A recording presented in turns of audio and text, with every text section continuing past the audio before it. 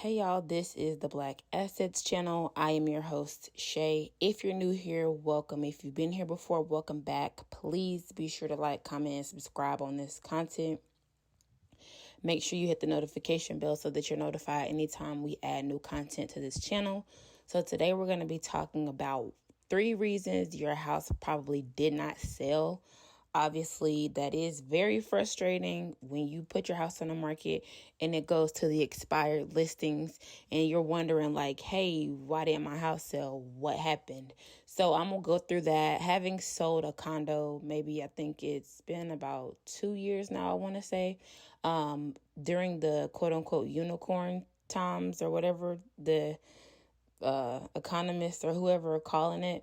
My house was not on the market long at all. I think I sold it in like a few days. Like I listed it maybe one weekend, the following week or two, it was already under contract for the next buyer to go ahead and get it. So I'm gonna just jump right into the content, give you guys a bit more perspective in terms of why your house may or may not, or why your house went to the expired listings.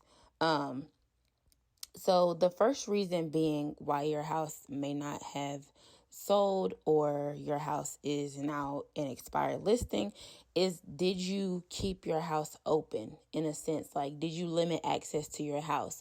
You know, that's kind of off-putting. Like, let's just say, for example, somebody comes inside of your house and they want to see the full thing. Obviously, people want to see what they're buying, what they're getting for their money. They don't want to just come in here, oh, you can't go in that room, or this room closed down right now. No, I need to see the full picture. I need to see your closet. I need to see that shower. I need to see the attic, the basement, whatever. I need to see all things to see what I'm getting, right? So if you're restricting your house, you definitely want to reconsider doing that, just because you want to be as flexible as possible when you're granting access to your house for showings.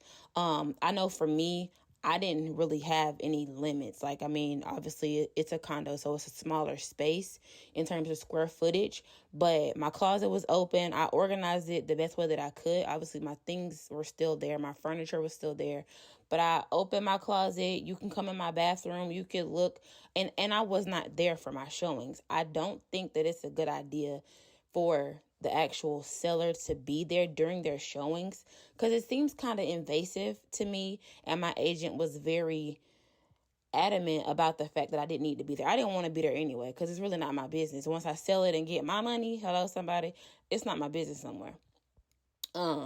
And also, you know, if they're traveling, like if you have people coming from far away, and, you know, if you offer limited times or limited showings, that's an inconvenience. You might have just lost a potential buyer right there because you have restrictions on what time or what day or things like that. No, you got to really, if you want, like, because right now we are in a market that is a seller's market still. Like, this is the seller's market. And so you definitely want to put yourself in the best position to win the long game.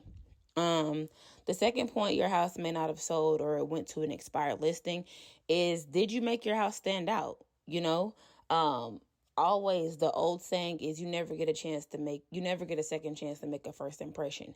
Did you make your house stand out? You know, putting in the work, making sure that you have your yard looking good. You know, your landscaping is looking good. Your hedges are trimmed. You know, your bed is made up. I mean, small things like you have, you waxed your floor, you did those baseboards, you dusted, you know, things like that. You have to really make it stand out. And like I said, the outside, the edification, if I could say that word, the outside of your house, the grass being cut, you know, it looking good, the presentation, everything looking good. For me, when I had my condo, I had HOA. So our grass was cut, you know, everything, weed, eat, everything. I didn't have to deal with any of that because every Tuesday we had the people, I guess my HOA had a contract with, some land guys, and they would come out every Tuesday and they would go ahead and just do the grass and everything for us. But definitely, you know, you want to make sure that you don't have too much clutter. You know, you just want to make it look as nice as possible. That's the term that we call is staging for that. You definitely want to make sure that you have all that looking good. And also the last reason your house may not have sold is it priced correctly? Is it priced correctly? Are you trying to oversell it? Are you trying to oversell it? Because at some point logic kicks in for buyers, right? They're like, nah, this don't even make financial sense for me to get this house. One thing that I can say is about my agent, when I was selling mine, he was very honest with me. He sent me the CMAs, or he sent me the comparative market analysis to my email, and I was able to look at the pricings within my community to see what houses recently sold for. That way I could come up with a reasonable price. You do not want to overprice your house, right? Because if it doesn't make sense, it doesn't make sense, you know? And also, let's just say, for example, you're selling a house you got 3 bedrooms, 2 bathrooms. Let's just say most of the neighborhoods the houses in your neighborhood are going for $250,000, but you want to price your house at $350,000. It doesn't make mathematical sense. That's kind of extreme, but you get the drift of what I'm trying to say. So definitely make sure, pay attention to the feedback, pay attention to, that price point, not overpricing your house.